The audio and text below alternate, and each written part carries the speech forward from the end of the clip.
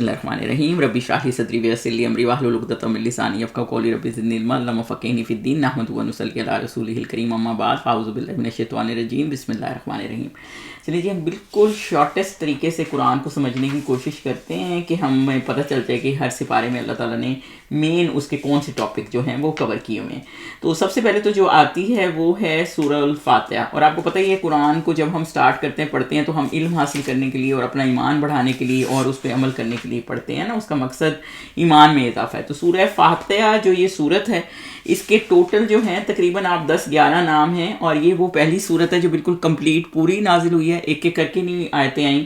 اور دوسرا یہ ہے کہ اس کا نزول کا نمبر 5 ہے اور اس کو الفاتحہ بھی کہتے ہیں جس کا مطلب کھولنا ہوتا ہے. اس کو ام القرآن بھی کہتے ہیں, قرآن کا خلاصہ جس کو کہتے ہیں, سبع مثانی بھی کہتے ہیں کہ اس کے اندر 7 آیات ہیں. الشفا بھی کہتے ہیں کیونکہ شفا بھی ہے, الحمد بھی کہتے ہیں کیونکہ اس میں تعریف ہے, صلاح بھی کہتے ہیں کیونکہ نماز میں پڑھی جاتی ہے, رقیہ بھی کہتے ہیں کیونکہ رقیہ بھی اس کے ساتھ کیا جاتا ہے, وہ تم کا جو سلسلہ ہوتا ہے. ام الکتاب بھی کہتے ہیں, الدعا بھی کہتے ہیں کہ اس میں اللہ تعالیٰ نے دعا بھی سکھائی ہے اور مانگنا بھی سکھایا ہے, مسئلہ کا حل جو ہے اس میں. الواقعہ بھی کہتے ہیں کیونکہ یہ کمپلیٹ ایک صورت ہے. تو اس کے بارے میں ایک آپ کو بس یہ بتا دوں کہ اس میں حدیث ہے کہ فرشتہ آسمان سے پہلی دفعہ ایک اترا, جس کا مفہوم اس طرح سے, ایک فرشتہ آسمان سے پہلی دفعہ اترا اور اس نے 2 نور دیے. ایک سورہ فاتحہ تھی اور دوسری جو تھے وہ سورہ بقرہ کی آخری 2 آیتیں تھیں. تو بیسیکلی یہ علماء یہ بھی کہتے ہیں اس کے بارے میں کہ یہ سورت ایک سوال ہے اور قرآن اس کا جواب ہے. اور سورۃ الفاتحہ کچھ کا یہ خیال ہے کہ پورا قرآن کا جو ہے اس میں خلاصہ ہے. اور آپ کو ایک حدیث قدسی کے مطابق بتا دوں, جب کوئی بندہ سورہ فاتحہ کی تلاوت کرتا ہے تو اللہ تعالیٰ اس کو ہدایت کا جواب دیتا ہے. اور وہ کس طرح, جیسے آپ الحمدللہ رب العالمین کہتے ہیں تو اللہ تعالیٰ کہتا ہے کہ میرے بندے نے میری حمد بیان کی, یعنی الحمدللہ رب العالمین. آپ نے کہا نا سب تعریفیں اللہ کے لیے, تو اللہ تعالیٰ نے کہا, اللہ تعالیٰ کہتے ہیں کہ میرے بندے نے میری حمد بیان کی. پھر آپ کہتے ہیں الرحمن الرحیم, یعنی اللہ تعالیٰ بڑا مہربان رحمت رحم والا ہے, تو پھر اللہ تعالیٰ فرماتے ہیں میرے بندے نے میری ثنا کی, تعریف کی. پھر آپ کہتے ہیں مالک یوم الدین, جو جزا و سزا کا مالک ہے, تو اللہ تعالیٰ فرماتے ہیں میرے بندے نے میری بزرگی بیان کی یا اپنا معاملہ میرے سپرد کر دیا. ایاک نعبد و ایاک نستعین, جب آپ کہتے ہیں کہ ہم تیری ہی عبادت کرتے ہیں اور تجھ سے ہی مدد چاہتے ہیں, تو اللہ تعالیٰ فرماتے ہیں یہ میرے اور میرے بندے کے درمیان اور میرے بندے کے لیے وہ کچھ ہے جو اس نے مانگا. جب آپ اہدنا الصراط المستقیم سے اینڈ تک جاتے ہیں نا, تو پھر اللہ تعالیٰ فرماتے ہیں یہ سب میرے بندے کے لیے ہے اور میرے بندے کو وہ ملے گا جو اس نے جس کا سوال کیا. تو بیسیکلی اس میں اللہ تعالیٰ نے دعا بھی ہمیں سکھائی ہے اور سوال بھی سکھایا ہے. تو بیسیکلی جب ہم اس کو ایگزیکٹ اس کے میننگ کریں گے نا, تو پھر ہمیں یہ سمجھ لگے گی کہ اس کو ہم نے کس طرح لے کے چلنا ہے. لیکن ان شارٹ میں آپ کو یہ بتا دوں کہ جب آپ مغضوب پڑھتے ہیں تو ان کا مطلب ہوتا ہے جو ان پر جس پہ آپ نے غضب ڈھایا.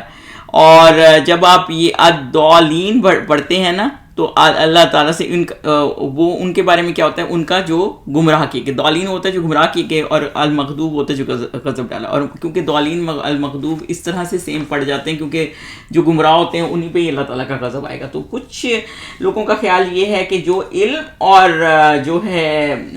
جو علم سے اور اس کو جانتے ہیں اور تحقیق کر کے جانتے ہیں مگر سمجھنے کی کوشش نہیں کرتے, وہ لوگ ہیں مغضوب, کیونکہ ان پہ غضب ہے اللہ کا, کیونکہ وہ علم بھی ہے, ان کو تحقیق بھی ہے. جیسے یہودی تھے, ان کو پتہ بھی تھا یہ اللہ کے نبی, لیکن مانتے نہیں تھے, تو اس وجہ سے ان کو مغضوب کہتے ہیں. تو ضالین والے وہ ہیں جو گمراہ ہیں, جو علم اور تحقیق نہیں ہے ان کی, اور اس لیے وہ لوگ جن کے علم بھی نہیں ہے, تحقیق بھی نہیں ہے, نہ جاننا چاہتے ہیں نہ سنتے ہیں. جیسے یہودیوں میں ہے نا کہ جیسے وہ ان کے جو پادری ہوتے ہیں یا جو وہی آپ کو بتا دیتے ہیں, آپ خود سمجھنا نہیں چاہتے. ہمیں جیسے یہ ہے کہ کوئی حدیث بھی پتہ چلتی ہے, کوئی کچھ بھی, تو ہمیں ہوتا ہے کہ ہم اس کو کنفرم کریں کہ کس طرح سے اس کا معاملہ ہے, لیکن ان کے یہ معاملات ہیں. تو اس وجہ سے ان دونوں میں یہ ڈفرینس ہے جو بتایا گیا ہے. چلیں یہ تھی جی سورہ فاتحہ, بہت پیاری دعا ہے اور اس میں بھی پڑھی جاتی ہے. تو اب ہم اس کے آگے چلتے ہیں. ان شارٹ اس لیے کر رہے ہیں کہ بہت زیادہ لمبا ٹائم نہ ہو جائے. اور اب ہم چل رہے ہیں آگے, اور آگے ہم ہے جی سورہ بقرہ. سورہ بقرہ جو ہے وہ ایک بہت ہی اہم سورت ہے اور اس کو قرآن کی کوہان کہا جاتا ہے, آپ کو پتہ ہی ہے. اور یعنی کہ قرآن کا ہر چیز کا ٹاپ ہوتا ہے اور قرآن کا ٹاپ سورہ بقرہ ہے. اور دوسری بات یہ ہے کہ سورہ بقرہ ایک حدیث پاک کا مفہوم بھی اس طرح سے ہے کہ جہاں پڑھی جاتی ہے وہاں سے شیطان نکل جاتا ہے. اور یہ بھی ہے کہ سورہ بقرہ اور سورہ آل عمران قیامت کے دن بندے کے لیے شفاعت کریں گی, اور اس کا پڑھنا باعث برکت ہے اور چھوڑنا باعث حسرت ہے. یہ آپ کو حدیثوں کی روشنی میں بتا رہی ہوں. جب ہم پہلا سپارہ کھولتے ہیں تو اس میں بہت ساری اہم چیزیں ہیں. سب سے پہلے تو یہ کہ اللہ تعالیٰ نے 3 کیٹیگریز انسانوں کی ڈیوائڈ کر دی ہیں. ان میں سے ایک مسلم مومن ہے اور دوسرے منافق ہیں اور تیسرے جو ہیں وہ کافر ہیں. تو اللہ تعالیٰ نے اس میں مین یہ چیزیں ہمیں بتائی ہیں کہ کیا کیا ان کی کیٹیگریز ہوتی ہیں اور مومن کون ہوتا ہے. جیسے وہ جو چیزیں اللہ تعالیٰ نے بتائی ہیں کہ جو غیب پہ یقین رکھتے ہیں, اور غیب بیسیکلی کیا ہے وہ آپ کو پتہ ہی ہے کہ غیب وہ ہوتا ہے جیسے اللہ پہ یقین, جنت جو جہنم پہ یقین, اللہ کی کتابوں پہ یقین. تو جو غیب پہ یقین رکھتا ہے, اور جو دوسرا یہ کہ جو نماز پڑھتا ہے, آخرت پہ یقین, زکوٰۃ اور کتابوں پہ اللہ کی یقین اور فرشتوں پہ یقین, سب یہ جو مومنین ہوتے ہیں. اور جو منافق ہوتے ہیں وہ جھوٹ ہوتے ہیں, مطلب جھوٹ بولتے ہیں, آگے سے کچھ ہوتے ہیں پیچھے سے کچھ. وہ مسلمانوں کا مذاق اڑاتے تھے اور مسلمانوں کے ساتھ مسلمانوں کے ہو جاتے تھے, اور مسلمانوں کے پیچھے جو دوگلا پن ہوتا ہے جو آج کل مسلمانوں میں بہت پایا جاتا ہے. اور کافر وہ ہوتے ہیں کہ جن کی آنکھوں اور کانوں پہ اللہ تعالیٰ نے مہر لگا دی ہے کیونکہ وہ سمجھنا ہی نہیں چاہتے. اور یہ صورت کیونکہ الف لام میم سے شروع ہوتی ہے, تو جو حروف مقطعات سے صورت شروع ہوتی ہے نا, تو وہ جن میں زیادہ اسکالرز کا خیال ہے قرآن کی عظمت بہت زیادہ بیان کی گئی ہے, تو وہ صورتیں جو ہیں حروف مقطعات سے شروع ہوتی ہیں. اور اسی لیے اس بارے میں یہ بھی آیا, اللہ تعالیٰ نے کہا اگر تم کر سکتے ہو تو اس جیسی کوئی صورت بنا کے لاؤ, یعنی کہ تم نہیں بنا سکتے. اس کے علاوہ اس میں اللہ تعالیٰ نے جو مین ایک ٹاپک کور کیا ہوا ہے وہ حضرت آدم کی تخلیق کا بھی ہے. حضرت آدم کی تخلیق کا معاملہ یہی تھا کہ جب اللہ تعالیٰ نے حضرت آدم کو بنایا تو فرشتے کہنے لگے کہ یہ زمین پہ جا کے فساد کرے گا. اب آپ کہیں گے کہ فرشتوں کو کیسے پہلے پتہ تھا, ابھی تو کوئی انسان زمین پہ تھا ہی نہیں. تو کہیں ہسٹری میں ملتا ہے جب پہلے بھی کوئی مخلوق اللہ تعالیٰ نے زمین پہ بنائی ہوئی تھی, یا تو وہ جنوں کی تھی یا کوئی مخلوق تھی جو فساد کرتی تھی, اس لیے ان کو یہ اندازہ تھا, اور وہ اللہ تعالیٰ نے ختم کر دی تھی تو وہ ان کو اس لیے اندازہ تھا. یہ سب اسکالرس کے ویوز ہیں. تو پھر انہوں نے کہا کہ ہمیں اللہ تعالیٰ ہمیں دے دے کہ ہم, کیونکہ اللہ تعالیٰ کی ساری عبادت کرتے ہیں اور ہم ہی اللہ تعالیٰ کی تسبیح کرتے ہیں, تو اللہ تعالیٰ نے کہا کہ جو میں جانتا ہوں تم نہیں جانتے, کیونکہ اللہ تعالیٰ جانتا ہے کہ اللہ تعالیٰ نے کس لیے یہ مخلوق بنائی ہے. تو جس پر اللہ تعالیٰ نے دیکھ لیں کچھ کویسچنس کے آنسرز حضرت آدم کو سکھا دیے اور فرشتوں کو نہیں سکھائے تھے, تو کیونکہ اللہ تعالیٰ نے جس مخلوق کو جو نالج دینا ہوتا ہے وہ کرتا ہے. دیکھیں بولتے جانور بھی ہیں, بولتے انسان بھی ہیں. انسان کی بولی ہے جو ہمیں سمجھ آتی, جانوروں کی سمجھ نہیں آتی, کیونکہ اللہ تعالیٰ نے ہمیں وہ کیپیسٹی نہیں دی کہ ہم ایک دوسرے کی بات سمجھ سکیں. لیکن حضرت سلیمان کو یہ کیپیسٹی دے دی تھی, تو جو اللہ تعالیٰ کے وہ جانوروں کی بات بھی سمجھ جاتے تھے, جنوں کو بھی سے بھی معاملات کر لیتے, لیکن عام انسان کا یہ نہیں ہے. تو یہ وہی والا مسئلہ ہے کہ اللہ تعالیٰ جس کو چاہتا ہے جو کیپیسٹی دے دیتا ہے. تو بہرحال اللہ تعالیٰ نے فرشتوں کو یہ کیپیسٹی اس طرح کی نہیں دی ہوئی تھی کہ وہ اس طرح کا نالج رکھیں, یا آپ یہ دیکھ لیں کہ فرشتوں کو اللہ تعالیٰ نے چوائس نہیں دی ہوئی تھی, اور انسان کو اللہ تعالیٰ نے چوائس دی ہے کہ وہ اپنا اچھا برے کا فیصلہ خود کر سکتا ہے. تو کہ اللہ پسند نہیں کرتا کہ آپ برے کی طرف جائیں, جس کی وجہ سے کتابیں اتری ہیں, نبی اترے ہیں, نبی آئے ہیں, اللہ تعالیٰ نے بھیجے ہیں. لیکن اگر آپ نے پھر بھی اپنے آپ کو رانگ شیطان کی طرف لے کے جانا ہے, کیونکہ شیطان نے اللہ تعالیٰ سے مہلت مانگی تھی کہ مجھے مہلت دے, میں ان کو گمراہ کروں گا, تو پھر وہ اللہ تعالیٰ نے بتایا ہے کہ جو میرے ساتھ ہوگا میرے ساتھ ہوگا, جو گمراہ ہوگا وہ شیطان کے ساتھ ہی تباہ و برباد ہوگا. تو جس کی وجہ سے انہوں نے اللہ تعالیٰ نے ان کو علم سکھایا. اور آپ ادھر سے جب آیا نمبر 34 پہ جاتے ہیں اس سپارے کی, تو پتہ چلتا ہے کہ علم کی فضیلت کتنی ہے. اب کیا فرق تھا فرشتوں میں اور حضرت آدم میں کہ وہ علم جو ان کو سکھایا تھا وہ اللہ تعالیٰ نے فرشتوں کو نہیں سکھایا تھا. تو سجدہ تعظیم انہوں نے کیا فرشتوں نے, اور ادھر باقاعدہ آیا کہ شیطان نے انکار کر دیا. اور شیطان ابلیس جو ہے نا, اس کا نام شیطان کا ابلیس نہیں, یاد رکھیے کہ اس کا نام عزازیل ہے. اور ابلیس اس لیے کہتے ہیں کہ ابلیس کا مطلب ہوتا ہے کہ آپ مایوسی کی وجہ سے نا امید ختم ہو جاتی ہے جب, تو کیونکہ اس کو یہ بالکل مایوسی کی ہوپ لیس ہے نا, کیونکہ اس نے کبھی جنت میں نہیں جانا, تو اس کو کوئی امید نہیں ہے کہ اس کے ساتھ بہتری ہوگی. اور فرشتے فوراً جھک گئے تھے. تو بیسیکلی آپ اس طرح سے یہ بھی دیکھ لیں کہ اس نے ایک اللہ کے حکم کا انکار کیا تھا, تو کدھر نیچے جا پڑا شیطان. اور ہم کتنے اللہ کے حکموں کے انکار کرتے ہیں اور ہمارے کیا حالات ہیں. تو اس چیز کو تھوڑا اس طرح سے دیکھیں. اس کے بعد اللہ تعالیٰ نے بنی اسرائیل کا اس میں بہت زیادہ ذکر ہے, اور لوگ کہتے ہیں کہ بنی اسرائیل کا کیوں اتنا ذکر ہے, تو اس وجہ سے کہ امت محمدیہ جو حضور صلی اللہ علیہ وسلم کی امت ہے وہ بھی بہت زیادہ ان کو فالو کرتی ہے نا. تو اللہ تعالیٰ نے بتایا کہ جب وہ غلط چیز پہ چلتے ہیں آپ, تو پھر آپ کس طرح پکڑے جائیں گے, اور کس طرح آپ چوزن ون سے جو ہے نہیں چوزن ون رہے, تو اللہ کے پسندیدہ نہیں رہے. تو اس پہ اللہ تعالیٰ نے پھر یہ اس میں بنی اسرائیل کی نعمتیں ان کی کیا تھیں, ان کو من و سلوہ دیا اللہ تعالیٰ نے.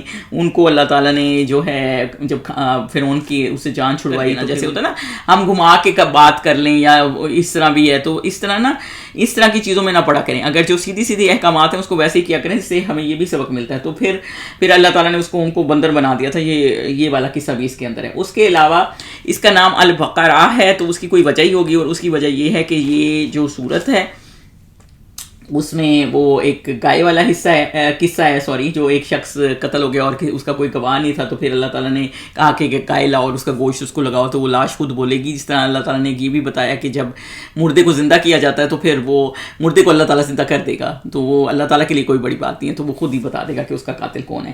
تو وہ خود ہی مشکل میں پڑے اس کو، کیونکہ ہائی لائٹڈ قصہ اس لیے کہ خود ہی سوال پوچھ کے مشکل میں نہ پڑیں. رنگ کیسا ہو، کیا کرتی ہو، موٹی ہو پتلی ہو، کیسی ہو، تو بڑی جس کی وجہ سے نا انہوں نے اتنے کویسچن بھیجے، اتنی دفعہ حضرت موسیٰ کو بھیجا، اتنی دفعہ پوچھا کہ وہ اتنا مشکل ہو گیا ان کے لیے وہ ڈھونڈنا کہ ایک لڑکے کے پاس وہ گائے تھی اور بڑی مشکل سے ان کو وہ گائے ملی، باہر کا کام بھی نہ کرتی ہو اور اس طرح بھی نہ ہو، اور جس کی وجہ سے یہ بہت مشکل میں پھنس گئے. تو اتنے زیادہ نا سوال بھی نہیں پوچھنے چاہیے. تو وہ اور اس کے بعد وہ گائے ملی اور پھر اس کو کاٹا گیا اور پھر وہ اس نے بتایا کہ قاتل کون ہے. اس کے علاوہ جب ان کو کہا گیا کہ، اور کتنے یہ نافرمان بردار تھے، اللہ تعالیٰ نے بتایا جب ان کو کہا گیا کہ آپ جائیں اندر فلسطین کو آزاد کرانے کے لیے، تو اور حتتن یعنی معافی مانگتے ہوئے سر کو ہمبل طریقے سے، جب حضور صلی اللہ علیہ وسلم فتح مکہ میں بھی گئے تھے تو کتنے ہمبل طریقے سے انٹر ہوئے تھے، تو انہوں نے اس کا ہنتتن بنا دیا یعنی گندم کا اس طرح کا کوئی اس کا مطلب ہے، تو یعنی مذاق کرتے ہوئے مذاق بنا لیا. تو وہ یہ اللہ تعالیٰ کو پسند نہیں ہے، اس لیے اللہ تعالیٰ نے یہ بات بھی، جیسے وہ یہودی تھے نا، وہ آتے تھے تو السلام علیکم کی جگہ السلام علیکم کہتے تھے یعنی کہ موت ہو تم پر. تو وہ یہ چیزیں نا اس طرح ورڈز کو خراب نہیں کرنا چاہیے. اس لیے کبھی یہ بھی کہتے ہیں نا کہ تجوید پراپرلی سیکھیں، کیونکہ بعض دفعہ زیر زبر سے بھی فرق پڑ جاتا ہے. میں وہ تو ایسے نارمل اس کا نہیں کہہ رہی، کیونکہ نارملی تو بعض دفعہ آپ انکانشیسلی کر رہے ہوتے ہیں نا، یہ لوگ کانشیسلی مذاق اڑاتے تھے. تو مطلب نبی کی بات کا مذاق اڑانا اور کبھی اس کو توجہ نہ دینا، تو اس وجہ سے یہ بہت ہی ایک نافرمان بردار قوم تھی. اور ان کا نام بنی اسرائیل اسی وجہ سے پڑا ہے کہ حضرت یعقوب کے جو ہے نام اسرائیل کے لقب سے پہچانے جاتے تھے. تو اسرائیل اس زمانے میں جو لینگویج تھی نا، اسرا عبد کو کہتے تھے، ایل اللہ کو کہتے تھے. تو عبداللہ جیسے ہم اب کہتے ہیں نا، تو اس وقت اسرائیل کہا جاتا تھا اس طرح.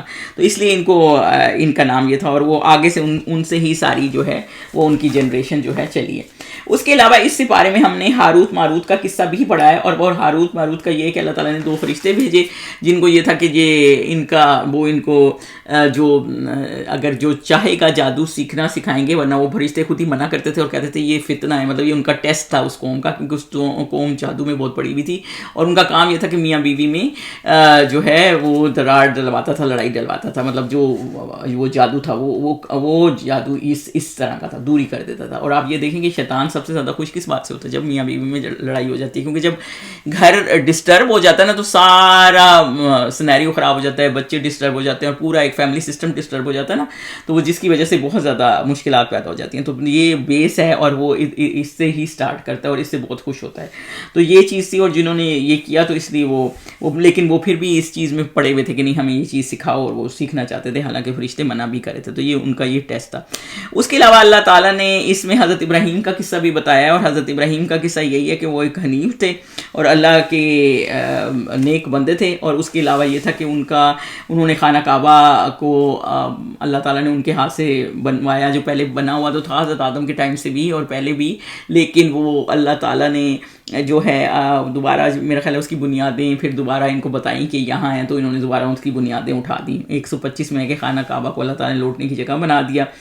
اور جب حضرت اور مقام ابراہیم جو ہے اس کو نماز کی جگہ بنا لو، یعنی اس کو بھی وہ پتھر تھا جس میں حضرت ابراہیم جو ہے کھڑے ہو کر تعمیر کرتے تھے، اور وہ پتھر اوپر ہو جاتا تھا جب حضرت ابراہیم اوپر جاتے تھے، ذرا اونچا ہوتی تھی بلڈنگ بنانے کے لیے، اور نیچے ہو جاتا تھا جب حضرت ابراہیم نیچے آ جاتے تھے. اس میں ان کے پیروں کے نشان بھی ہے جس کو آج ہم مقام ابراہیم کہتے ہیں، اور ادھر ہم نفل بھی پڑھتے ہیں.